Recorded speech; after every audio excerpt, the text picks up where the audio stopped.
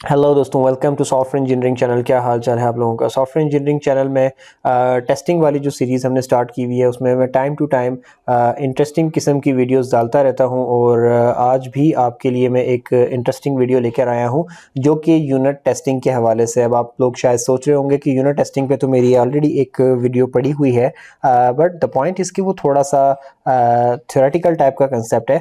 तो आज मैंने उसको थोड़ा सा एडवांस वे में बताने की कोशिश करनी है आपको, और मैंने आपको दिखाना है कि हम प्रैक्टिकली किस तरीके से एक यूनिट टेस्ट जो है परफॉर्म करवा सकते हैं। मैं आपके सामने एक छोटा सा विजुअल स्टूडियो को यूज़ करते हुए एक छोटा सा सी शार्प का प्रोजेक्ट क्रिएट करूंगा। उस प्रोजेक्ट के अंदर एक क्लास बनाऊंगा और उस क्लास के अंदर एक मेथड, जिसको आप सादा लफ्ज़ों में एक फंक्शन भी कहते हो, वो फंक्शन बनाऊंगा और फिर सी शार्प में मौजूद टेस्टिंग वाले मेथड के थ्रू उस एक यूनिट को, उस क्लास के अंदर एक मौजूद एक फंक्शन को जो है मैं टेस्ट करके आपको दिखाऊंगा कि किस तरीके से आप यहाँ पे टेस्टिंग परफॉर्म करवा सकते हो। तो ये काम मैं डॉट नेट फ्रेमवर्क को एज अ बेस यूज़ करते हुए काम करूंगा। तो मैं सबसे पहले अपना विजुअल स्टूडियो ओपन कर लेता हूँ। मैं यहाँ पे विजुअल स्टूडियो 2022 इस्तेमाल कर रहा हूँ, लेकिन डजेंट मैटर अगर आप विजुअल स्टूडियो 12 13 15 जो भी यूज़ कर रहे हैं, कोई ऐसे मसले वाली बात नहीं है, आप ये काम कर सकते हैं।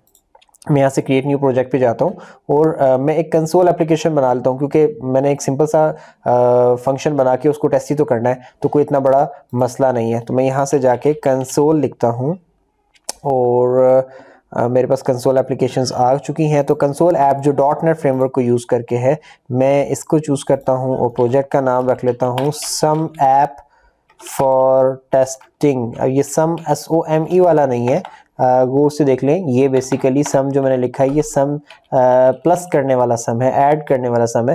तो एक मैं बेसिकली मैं एक फंक्शन बनाने वाला हूँ जो कि पैरामीटर के थ्रू हमसे दो वैल्यूज़ लिया करेगा और उनको ऐड करके दिखाया करेगा, और हम उसको फिर चेक करेंगे किस तरीके से कि फंक्शन सही से काम कर रहा है या नहीं कर रहा। तो यही तो हमारी टेस्टिंग है। अगर वो सही से काम कर रहा होगा तो वो भी हमें हमारा टेस्ट बता देगा, और अगर नहीं सही से काम कर रहा होगा तो वो भी हमारा टेस्ट हमें चेक करके बता देगा।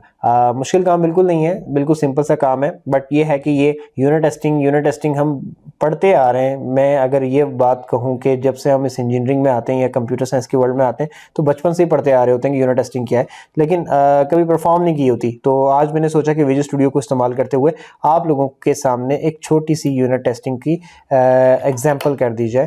तो क्योंकि ये मैंने इस विजुअल स्टूडियो पे आज फर्स्ट प्रोजेक्ट क्रिएट किया है, तो थोड़ा सा ये टाइम ले रहा है। ज़रा ये अपना टाइम ले ले और अपने नखरे पूरे कर ले, तो उसके बाद मैं अपना काम शुरू करता हूँ, ताकि फिर हमारे काम में किसी किस्म की कोई प्रॉब्लम ना आए। सबसे पहले तो मैं इसकी विंडो को थोड़ा सा जूम इन कर लेता हूँ। 100 है तो हम इसको थोड़ा सा 150 पे ले जाते हैं, ताकि हमें दिखाई अच्छे से दे। और अब मैं क्या करता हूँ कि ये मेरा एक बेसिकली एक फंक्शन, एक मैन प्रोग्राम है। अब इसको मैं फ़िलहाल बंद कर देता हूँ, मुझे इसकी फ़िलहाल ज़रूरत नहीं है। लेट्स से मैं एक क्लास है, एक यूनिट में बनाने जा रहा हूँ, तो इस प्रोजेक्ट के अंदर मैं ऐड करता हूँ एक क्लास, और उस क्लास का नाम मैं रख लेता हूँ सम मेथड क्लास, ठीक है, और ओके कर देता हूँ। तो मेरी एक मेथड क्लास बन गई है और ये मैं इसको पब्लिक कर लेता हूँ। ज़रूरी नहीं है, बट मैं बस कर रहा हूँ क्योंकि पता नहीं क्यों कर रहा हूँ। अच्छा, पब्लिक वॉइड, और इसको मैं कर लेता हूँ ऐड मेथड के नाम से, ठीक है। और ये हमसे दो पैरामीटर्स लेता है, इंट a और इंट b, और इन दोनों पैरामीटर्स के अंदर मिलने वाली वैल्यूज़ को रिटर्न कर देता है ये प्लस करके, यानी कि a प्लस b करके रिटर्न कर देता है। तो जब रिटर्न करता है तो यहाँ पे वॉइड नहीं बल्कि हमें इंटीजर लिखना है, ठीक है। तो अब ये एक मेथड है, इसका काम क्या है कि आप इसको जब भी कॉल करेंगे सम मेथड क्लास का ऑब्जेक्ट बनाकर, तो ये आपसे दो पैरामीटर मांगेगा। पहले पैरामीटर में आप इंटीजर वैल्यू देंगे, दूसरे पैरामीटर में आप इंटीजर वैल्यू देंगे, और उन दोनों को प्लस करके रिटर्न कर देगा।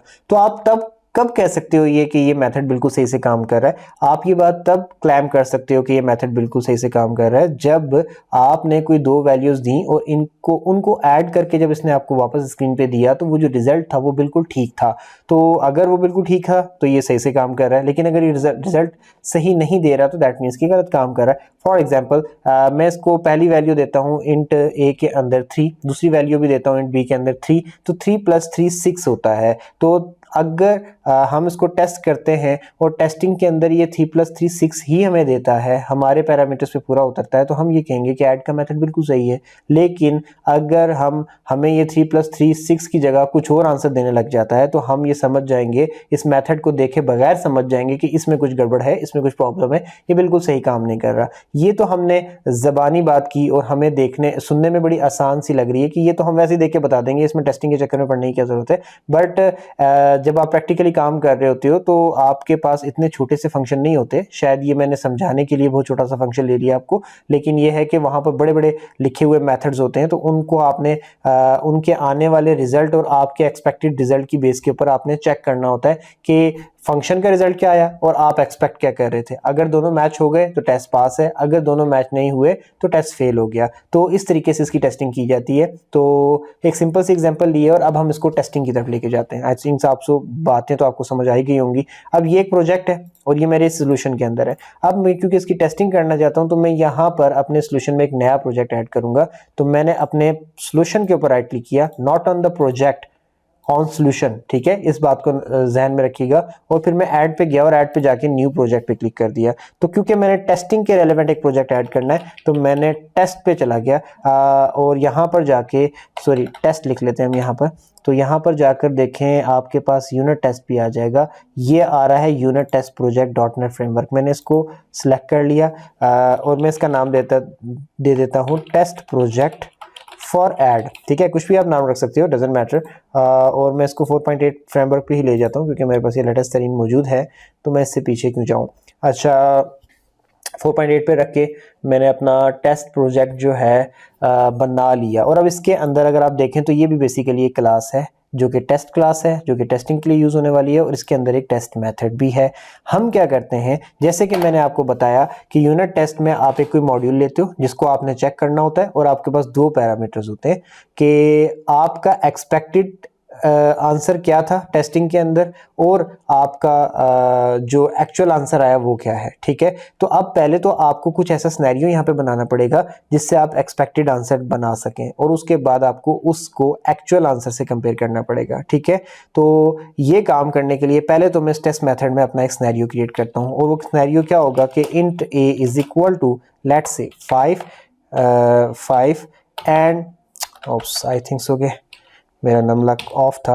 अच्छा, int b is equal to let's say 10 और 5 एंड 10 आ गया। और अब सबको पता है कि इनका सम जो है वो क्या होता है, लेकिन मैंने क्या किया, मैंने फिर भी इन दोनों को a+b करके इनका जो आंसर आया वो मैंने कहाँ पे सेव कर लिया, एक सम नाम के फंक्शन वेरिएबल के अंदर। ठीक हो गया, तो अब यहाँ से तो मुझे दो वैल्यूज ऐड होती हुई मिलेंगी और उनका एक आंसर आ जाएगा। ठीक है, और वो आंसर मेरे सम नाम के वेरिएबल में सेव हो जाएगा।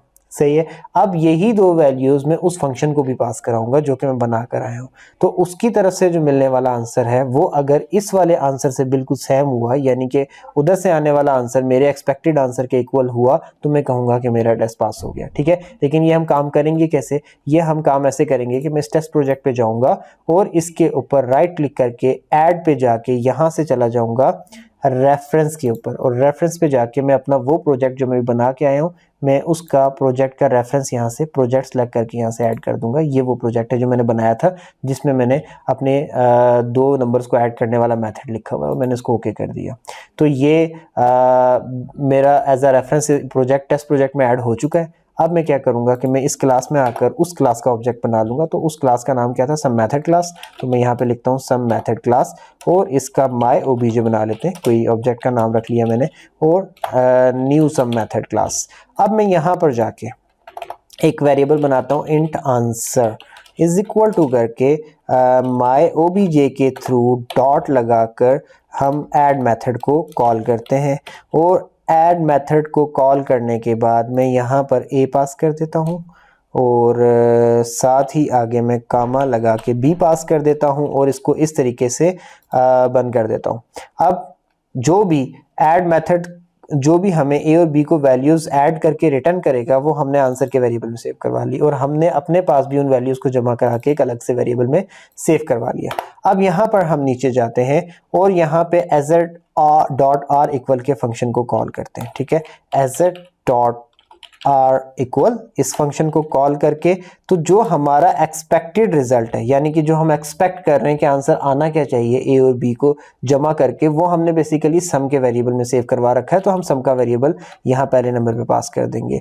और जो एक्चुअल रिजल्ट है, यानी कि जो हमारा असल में आ रहा है, वो हमारा आके आंसर के वेरिएबल में सेव हो रहा है, तो आंसर का वेरिएबल हम यहाँ पे पास कर देंगे। अब ये एसेट का फंक्शन क्या करेगा, ये फंक्शन टेस्ट को रन करेगा और टेस्ट को रन करके चेक करेगा क्या एक्चुअल आंसर एक्सपेक्टेड आंसर के इक्वल है। अगर इक्वल होगा तो बता देगा कि जी आपका टेस्ट पास हो गया, ऐड मेथड बिल्कुल सही से काम कर रहा है। लेकिन अगर इक्वल नहीं हुआ तो आपके टेस्ट को ये फेल कर देगा। तो ये एक्चुअल तरीका है किसी भी चीज को टेस्ट करने का। अब मैं क्या करता हूं, मैं यहां पर जाके ऊपर टॉप पे टेस्ट के जो ऑप्शन है यहां पर, इससे जाकर टेस्ट एक्सप्लोरर को ओपन कर लेता हूं। इससे मेरे पास एक नई विंडो ओपन हो गई है जो बेसिकली टेस्ट को रन करने के लिए मैं इस्तेमाल करूंगा। मैं इसको नीचे यहाँ पे लगा भी लेता हूँ, यहाँ लग चुकी है। अब मैं क्या करता हूँ, टेस्ट मेरे पास लिखा हुआ है, क्लास मेरे पास है, क्लास के मेथड को मैंने टेस्टिंग प्रोजेक्ट में डाल दिया है और मैं यहाँ जाकर ये जो ग्रीन बटन है रन का, इसको दबा देता हूँ। जैसे ही मैं इसको दबाऊंगा तो ये अब टेस्ट को रन कर रहा है और अभी थोड़ी देर में टेस्ट को रन करके हमारे पास कुछ आंसर जनरेट करके दे देगा। सो लेट्स सी, देखते हैं क्या होता है।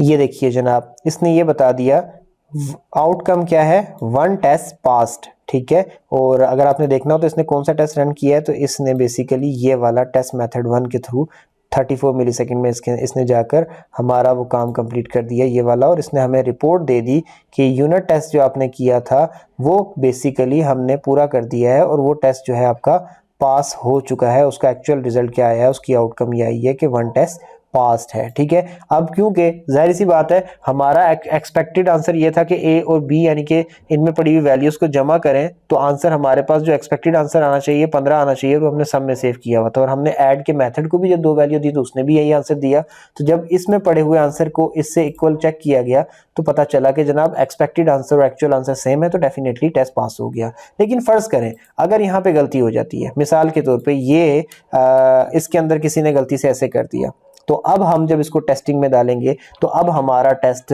फेल हो जाएगा, क्योंकि जो भी आंसर आ रहा है उसमें वो एक ऐड करके दे रहा है जो कि हमारा एक्सपेक्टेड आंसर नहीं है। हमारा एक्सपेक्टेड आंसर ये था कि सिंपली ए और बी में पड़ी हुई वैल्यूज को ऐड करो और हमें स्क्रीन पे दिखा दो, या फिर बस बता दो कि ये ऐड हो गए, हमें रिटर्न कर दो। तो अब हमने इसमें चेंजिंग कर दी, तो दैट द पॉइंट इज कि उसके अंदर गलती हो चुकी है। तो अब हमारा टेस्ट बाय रूल जो है वो फेल हो जाना चाहिए। तो मैंने दोबारा से टेस्ट रन किया है। आई होप सो कि इस दफ़ा इतना टाइम नहीं लेगा, बट लेट्स सी। और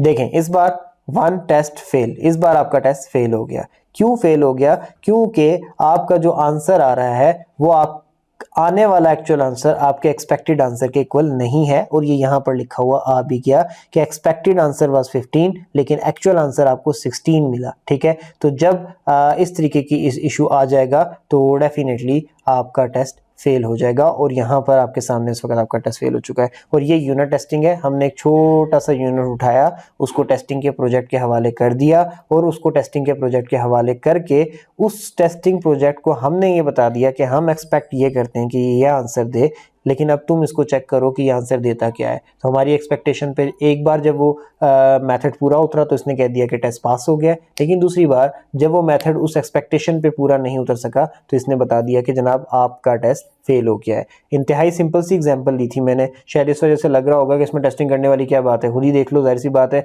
A+B कर रहे हो तो उसका आंसर ही आएगा, और अगर +1 लगा दोगे तो आगे चेंज हो जाएगा। बट द पॉइंट इज कि ये मेथड अभी सिंपल था, बट जब कम्प्लेक्स मेथड होते हैं तो वहाँ पर चेक करने के लिए इस तरीके के टेस्टिंग प्रोजेक्ट्स बहुत ज़्यादा हेल्प देते हैं। विजुअल स्टूडियो में सब ने ये टेस्टिंग प्रोजेक्ट्स देखे हैं, लेकिन जो प्रोफेशनल टेस्टर्स हैं उनके अलावा इसको कोई भी इस्तेमाल नहीं करता। तो मैं आप लोगों को हाईली रिकमेंड करूँगा कि आप जब भी कोई प्रोजेक्ट बनाते हैं और उसमें क्लासेस यूज़ करते हैं तो हर क्लास के डिफरेंट मेथड्स के लिए एक यहाँ पर टेस्ट प्रोजेक्ट बना लिया करें, और एक उसके डिफरेंट मेथड्स के लिए जो है इसी तरीके से टेस्ट मेथड्स बनाकर तो उनको रन करके चेक कर लिया करें, ताकि आप लोगों को पता चल जाए कि आपका जो प्रोजेक्ट है उसमें कहीं प्रॉब्लम है या नहीं, और एक प्रोफेशनल वे में आपकी टेस्टिंग भी हो जाए। तो ये एक सिंपल सा प्रैक्टिकल एग्जांपल थी यूनिट टेस्ट परफॉर्म करने की using visual studio and C sharp programming language. I hope so कि आपको अच्छा लगा होगा। अगर वीडियो अच्छी और इन्फॉर्मेटिव लगी हो तो प्लीज़ लाइक करें और चैनल को सब्सक्राइब करें, ताकि मैं इस तरीके की और इंटरेस्टिंग वीडियोस प्रैक्टिकल वर्क की बेस करने वाली वीडियोस मैं आपके लिए लाता रहूँ। बाकी दोबारा मिलते हैं नेक्स्ट वीडियो में, तब तक के लिए अल्लाह हाफिज़।